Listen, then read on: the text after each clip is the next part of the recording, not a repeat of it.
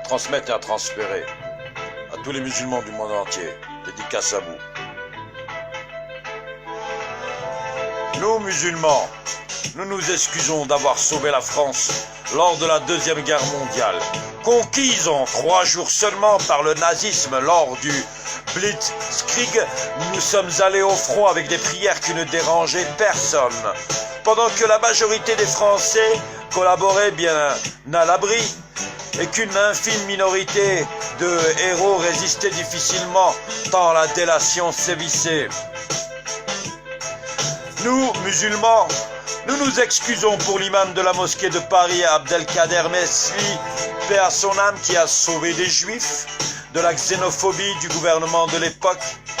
Il les abritait, il les déclarait à l'autorité comme musulmans pour les protéger. Il a risqué sa vie pour celle d'autrui, pour des personnes qui pensaient différemment de lui.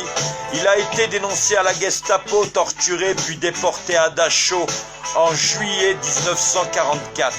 Ça, c'est pour ceux qui taxent les musulmans d'antisémites. Nous, musulmans, nous nous excusons car nous sommes allés jusqu'à les accueillir, ces pauvres juifs, et les protéger dans nos pays d'origine respectifs, ces pauvres innocents. Et nous nous sommes opposés à leur déportation au péril de nos vies. Nous, musulmans, nous nous excusons d'avoir reconstruit la France lors des 30 Glorieuses, lorsque le pays était ravagé par la misère et la famine. Nous avons travaillé très dur pour que le pays remonte la pente et y avons laissé de notre santé en effectuant tous les métiers dont personne ne voulait. Dédicace à tous les Chibani de l'époque du Maghreb jusqu'à l'Afrique du Sud. Nous, musulmans, nous nous excusons d'avoir cru d'être français. Visiblement, notre citoyenneté a été réduite à un simple bout de papier. Nous, musulmans, nous nous excusons quand nos enfants réussissent que ceux d'autrui, malgré les freins et la discrimination quotidienne. Ils sont aujourd'hui avocats, ingénieurs, chirurgiens, professeurs, politiciens. Alhamdulillah wa jazal hamd. Mais leur réussite dérange, donc on leur colle une étiquette dès qu'ils s'expriment ou dénoncent une injustice. Nous, musulmans, nous nous excusons car nous combattrons toujours l'injustice, l'inégalité, la misère et tous les maux que subissent tous les citoyens de la terre. Et bien sûr, cela dérange les puissants de ce monde actuel de penser de la sorte.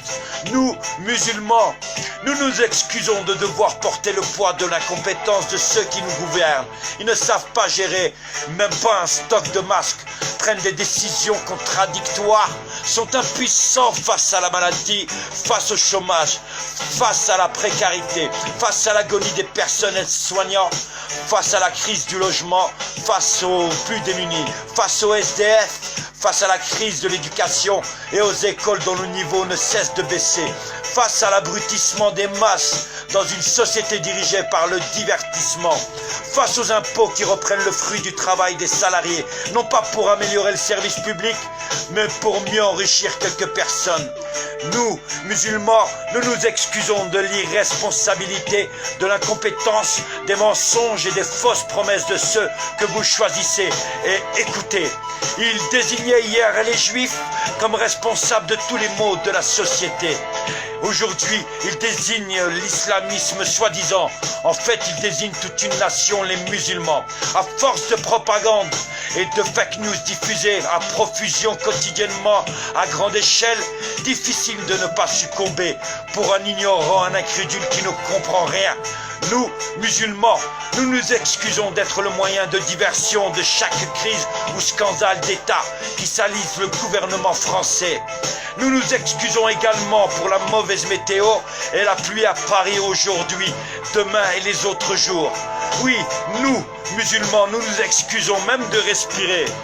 Quoique, finalement, nous, musulmans, ne nous excusons pas aux xénophobes anti-musulmans. Vous pouvez continuer de vous acharner, de nous caricaturer, de nous calomnier, de chercher à nous humilier par l'insulte et le mensonge, de vous complaire et de vous féliciter dans vos échecs personnels et votre médiocrité.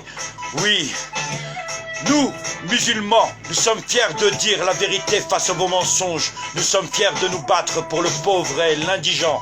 Nous sommes fiers de défendre l'opprimé et celui qui éprouve la difficulté. Nous sommes fiers de notre courage face à ceux qui se pensent puissants, mais qui ne sont comme vous, comme nous, que des humains. Nous sommes fiers de ce que nous sommes. Nous sommes fiers de nos origines étrangères ou françaises. Nous sommes fiers de notre foi. Nous sommes fiers de notre religion. Nous sommes fiers de notre prophète.